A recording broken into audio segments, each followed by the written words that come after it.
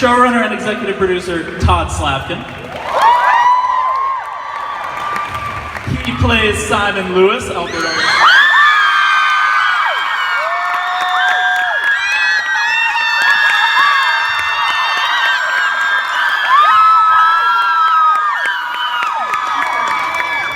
Save some for later. He plays Jace Wayland.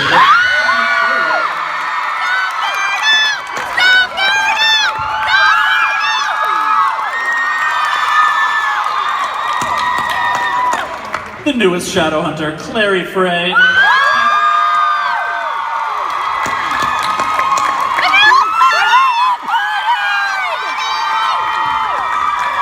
She plays Isabel Emerald.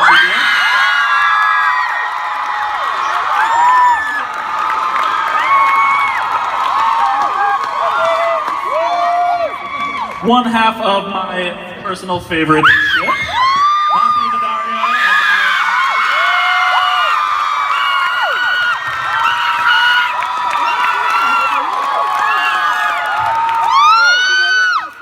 and what would that be without the other half?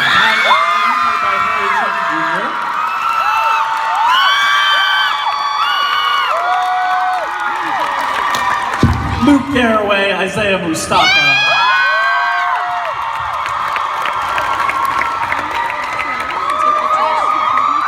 Next up is executive producer and the director of the pilot, McG.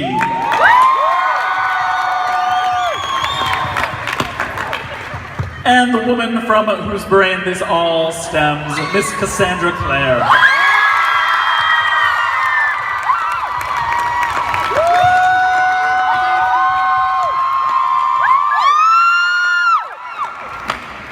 Welcome everybody, I am officially deaf. Now we saw a lot up on that screen that I really want to get to. I'm wearing a Malik shirt right now by choice. So I think I have to ask. I feel like there's a lot of romance going on, but I think Malik was really kind of the breakout couple from season 1. And we had that big wedding with a big wedding kiss. How are you guys going to top that in season 2? I don't know. How are we going to top it? We'll definitely top that. Oh, we will. You guys are going to love it. It's amazing. I mean, yes, Malik is OTP, but I think we can bring a lot to season 2. Yeah! Matt and Harry, were you guys prepared for kind of the response from fans and how much they really embraced this couple? No, I mean, I don't think anyone could be prepared for that. I think it's been awesome that how popular it's become, and it's really been fun playing it. But it's really the response that's been overwhelming, and it's been awesome. Yeah, I love you guys.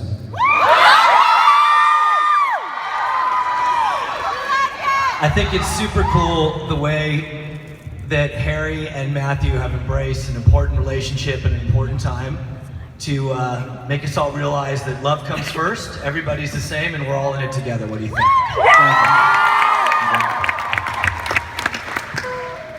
We also saw that little training scene between Clary and Izzy. That was a badass fight. Why, thank you very much. Yeah, as you can see, Isabel's whip turns into a staff. How cool is that? And Clary gets to learn from the best. Yeah. Yeah, have you guys had to do any sort of different or special training for this season that you didn't do last season?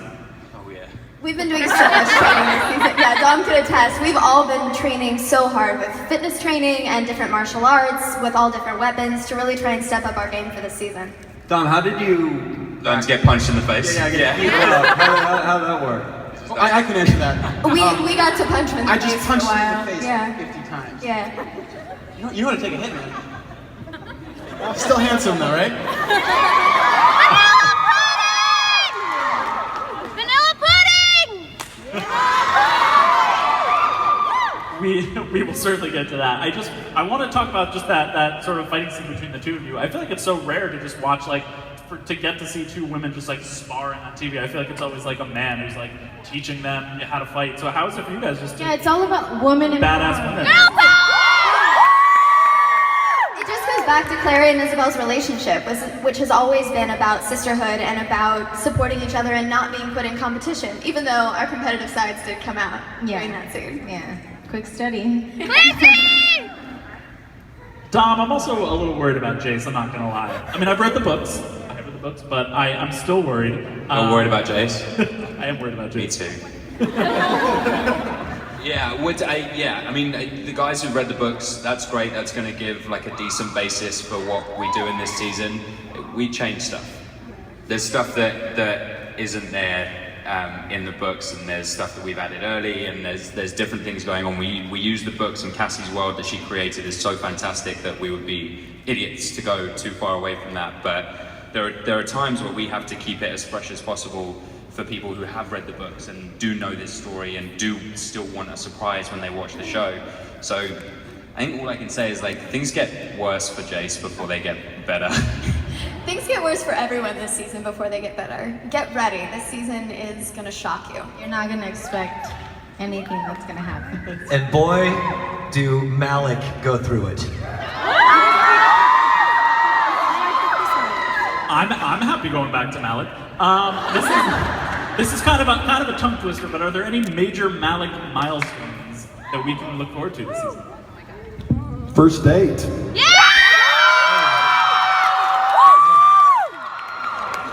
I mean, I think what's really great about this season is you see what's happening with Magnus and you see what's happening with Alec and how what they're going through individually, kind of how it affects the relationship. So we're gonna get a lot of deeper background into the characters, and we'll ultimately, you'll see the first date, and you'll see kind of how it affects them together as well as individually. I would also like to see a small sample of how Magnus conjures magic.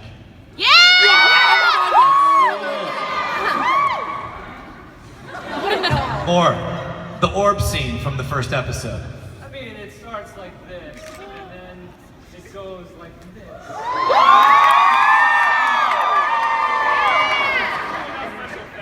But it's super cool. It's just as cool. It's just as cool. By the way, he's got no shirt on. And he's got cat eyes.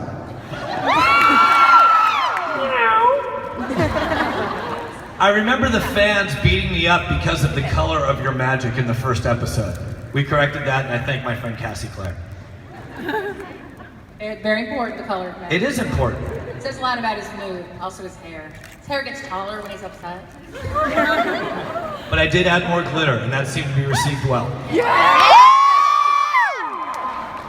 You mentioned, that things are going to get worse for everybody before they get better. When I think about, who's struggling right now, Jason Clary, that relationship is hurting right now. Awkward, to say the least. What can you kind of tease about, what they've got coming up? Their journey's still intertwined for sure, but we do have a fairly substantial weight hanging over our heads. Based on where our relationship is and what we're being told and the information we're being given. I mean, from Jace's point of view, he's on his own now, trying to do what he has to do in his mind and how he has to fix things. So he doesn't have his friends, he doesn't have his parabatai, he doesn't have his family to rely on anymore. He just has to kind of stand on his own 2 feet. And as far as that relationship goes, he's pretty lost right now, and he's really struggling. And as the beginning of the season starts, he keeps getting given information and new kind of evolutions that just throw him deeper and deeper down the rabbit hole. So that's what I mean by it gets worse before it gets better. Well, and what's very interesting is that Jace and Clary handle that news very differently, because not only is Jace finding out that Clary is his sister, he's also finding out that Valentine is his father. And Clary's been dealing with that since episode 2 of last season. So Clary is trying to push aside any other feelings and reach out to him as a brother and try and help him through that, because she knows how difficult it is to realize that your father is the most evil person in that universe. Growing up is hard for everyone. Alberto down there. Hold on, I can just say names and people scream. It's so much fun. Simon, I would say more than anybody, physically certainly, went through the most changes in season 1. How are we going to see him kind of, coming to terms with being a vampire and having those abilities? We see in season 1, Simon is trying to find a place, right? We see him go to the Hotel du Moor and kind of try to become a vampire, but it kind of doesn't really work out because it's not his thing. So he gets banished, as we saw, and now he has to kind of find a place again. But in him trying to find a physical place to stay, he's also trying to find what this whole thing means to him now. So we see him start to play a little bit with this vampire strength and these other things that are the attributes that come to him. And we see him kind of start to own it a little bit, start to own who he is, own like the monster that lives inside, It's gonna be pretty cool, I'm very excited. Vampire mojo. And the fans want to know as well, in relation to you, they want to know if there's any Sizzy stuff coming. Well, right now, Simon and Izzy are in completely different zones. Izzy's so much with the Shadowhunters, figuring out this whole Valentine thing, and Simon, because he's a vampire, we all know they don't really get along with Shadowhunters, so they're very much separated right now. But I think it goes into the journey of Sizzy, that need to have them be apart and grow as people, grow into who they are, so that when they do find each other, it's there, and it's very, very tangible. And the show. Sweet. But the show that we're shooting next has some awesome Sizzy. Am I right? Yeah! Those of you who have snuck peek the spread. I think we'd all like to see a Sizzy reel of that. Yeah, that joke bombed in the green room too. Isaiah, what's Luke up to this season? A lot of love. He finally, Jocelyn finally wakes up, and so you're gonna get to see a lot of that relationship develop, and you see how deep that goes, and you also see a little bit more of Luke from the inside. You're gonna get to know his character a lot more. We see Luke on the outside a little bit too. Oh yeah. That's right. We definitely do. We see a lot of Luke. Lots of Luke. You're gonna see a lot more Luke. You keep it up. I think in general we can just confirm there will not be a lot of shirts worn in season 2. And you mentioned that Jocelyn is awake. How is that going to be for you and for Clary? Without speaking for Kat, but speaking for Kat, I think that the relationship between Jocelyn and Clary, I think every mother-daughter relationship has its ups and downs, and you're definitely going to see that in season 2. Just as every relationship has their ups and downs, and you're going to see what I go through just dealing with Jocelyn, because now she's awake. I have to confront her about things. So we'll see what happens.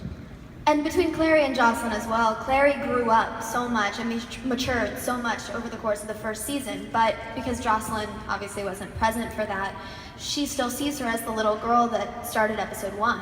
So dealing with that shift in their relationship and getting Jocelyn to see her as a Shadowhunter and as more of an adult moving forward is a bit difficult, and their relationship does go through its ups and downs, but that's all part of their journey. And I think that speaks to what's going on in the second season. The whole world expands. The whole show expands. Everything is bigger. The stories are deeper. We learned so much from the first season, and we're so happy to share it with all of you guys. And more importantly, who feels like giving Matthew Daddario a kiss? Come around on this side, young lady. We can do a hug. This side over here. We can do a hug. It's a hug. Keep going. Darren, Todd, talk about the show. Oh my God. We're pausing for this. How can I talk about the show at a time like this? Honestly, I want to All see eyes this. on me.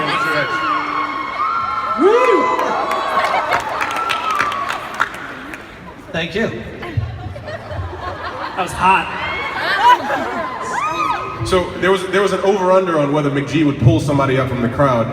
We all knew he would. I think we all won. Now I understand, in addition to the action and all the relationships, there's also some. Are you okay? We need to see for you. Chilling a bit. She's here. She's part of it. You're all part of it. It was fun while it lasted. I understand you guys have some pretty exciting directors this season. Oh, yes. Darren, you guys want to talk about Super Bowl?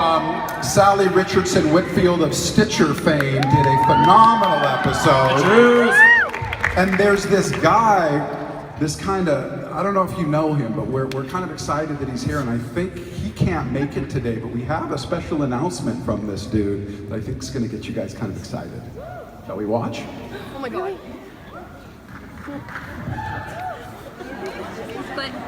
Hey guys, it's Paul Wesley. I wanted to make a quick video to let you all know that I'm directing an episode of Shadowhunters. I can't wait to work with the incredible cast. And most importantly, I can't wait to try something completely new, an entirely new genre that I really know nothing about, exploring the world of vampires and warlocks and werewolves. I'm gonna have to do some serious research, some really heavy lifting here. In fact, I better go get to that right now. I'll let you guys have fun. Really looking forward to it, and to the cast, I can't wait to see you guys.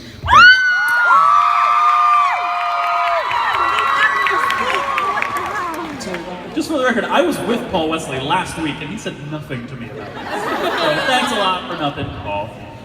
No, that's really cool though. How did that kind of come about? How did you get him on board? He's a fan of the show. He loves season 1. He loves this cast.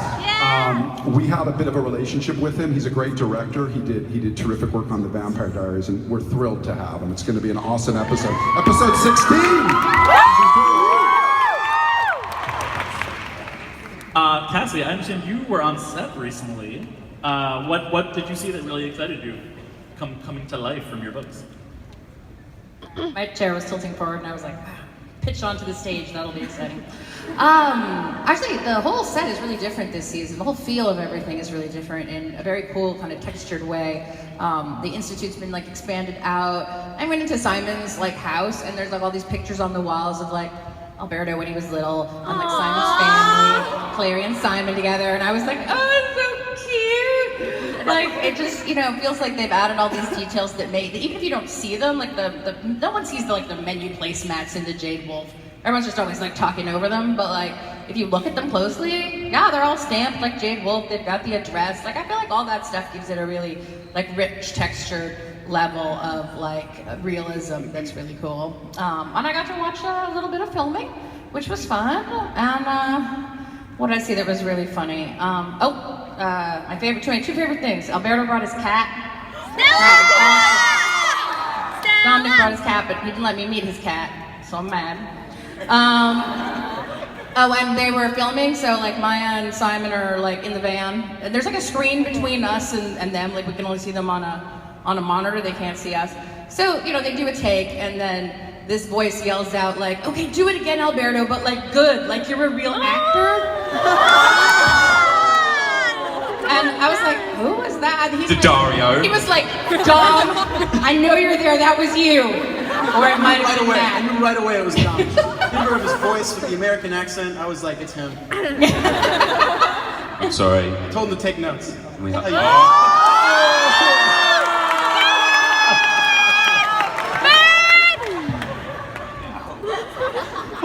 I know that, you know, Dom said something about this before, but maybe the EPs can give an answer. You know, we saw a couple of book-to-show changes in season 1. How closely is season 2 really going to be kind of following the second book? And, you know, are there any changes that you can mention now? I mean, that's really a better question for you guys. I was going to say you and Kat as well. It's like, well, super into it. You're saying in terms of the second book, was that the... Yeah. So, as you guys know from season 1, things are done out of order. So Cassie has created the most amazing universe in the world to play in. It's the greatest sandbox ever. We're having the time of our lives. But season 1 mixed it up temporally. And so season 2 has to do the same. So you'll be seeing bits and pieces from books 1 and books 2 and books 3 even dotted in throughout. So if you're a fan of the books, you're going to totally dig it because it's Cassie, it's the Mortal Instruments. If you haven't read the books, you're still going to dig it because it's awesome, entertaining television that will rock your world. I promise. And here's what I love, because many of you know I'm a huge fan of the books as much as many of you are. And looking at this from a book fan's perspective, it's so interesting because you get an opportunity to see these characters and these relationships and this world that we all love in a new light and in a new way, and put these characters in new situations and put them through things that push them beyond what the books did. And you really get to see them interact differently. Very, very cool. All right, I think we've heard enough out of me, and I think we're going to turn it over to fan questions. If you guys want to very confidently stand. Speed. I knew it! It's like it was choreographed. I called it. I don't have a question, so you can. We're all. All right, and we are going to get started. I just start with all of you. I have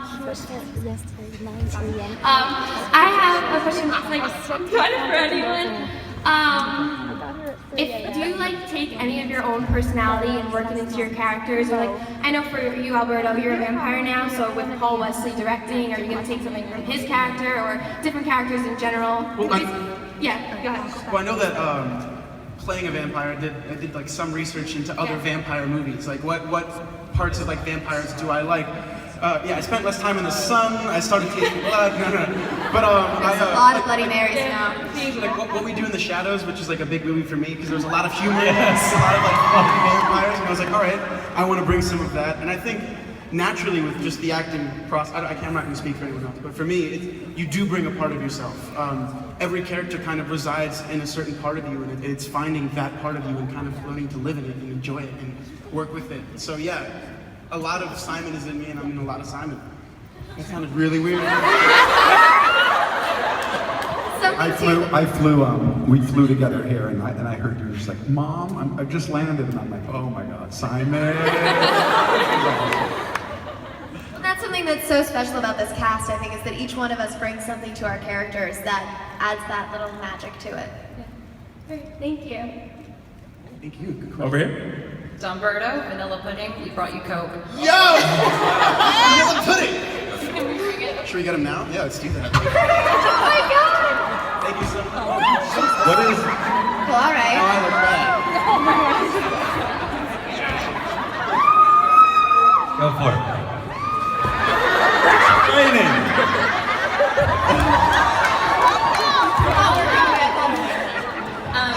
There we go.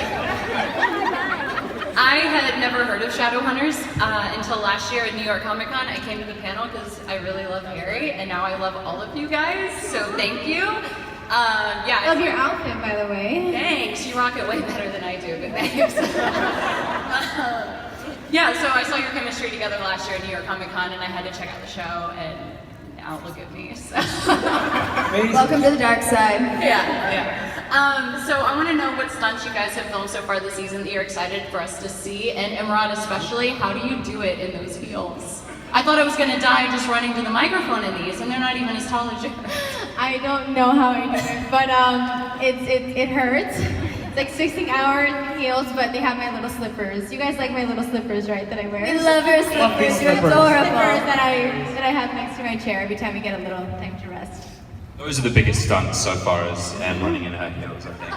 That's the most Definitely the most dangerous. We're all like... That and the whip. We're doing a lot more. Whip's scary as hell, huh? Oh my God. We're doing a lot more wire work this season as well, which is a lot of fun. I did a huge wire kill stunt a couple episodes ago. And Yeah, and as you guys saw, there's a jump off the side of the boat that was in the sizzle reel, which... Yeah, we totally did that. Simon does more than getting They upside wouldn't let down. us do it. Dying to do it, and they wouldn't let us do it, guys. Sorry. Yeah.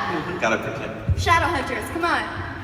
Well, the fun part of the process was seeing like when we were the month before we started shooting, everyone did wire work, even though if our characters are going to do it or not. But that was really fun to kind of see everyone everyone was pretty natural at the wire work. But I think it's a testament to Darren and I. We have a new stunt team this season who are the most incredible group of guys. They're really mind-blowing, and they pushed us harder and faster and for longer. And the fight scenes you'll see, you saw with the two girls, you can see the quality has come up tenfold this year, and it's because of our stunt team is working a lot harder. And they are so passionate about the show and about these characters and really care about bringing them to life through their fights in a way that you haven't seen before. And I have to say, these guys are working really hard every day. They're training, they're doing all kinds of stuff. Aren't they buff? Woo! I think we're the most buff, right? Oh yeah, totally. We are the most buff. right, down here. Thank you. Hi guys. Hi. So I was wondering, like what Dom said, that there's a lot of changes to season 2. What do you think is like the best adapted scene from the book in season 2? I don't know if you can say that, but Hunter's Moon. Hunter's Moon's probably my favorite so far. Everyone who knows the books knows how book 2 opens, and that's pretty page to screen. It's pretty cool. Yeah, Maya, episode 3. Get ready for Maya. So good. Be careful, Simon, with Maya, okay? Yeah, Simon, don't get too close to her. Yes, Simon. I just shot a scene with Maya, Alicia, and I'll tell you guys this, she is amazing. Oh no, I was there.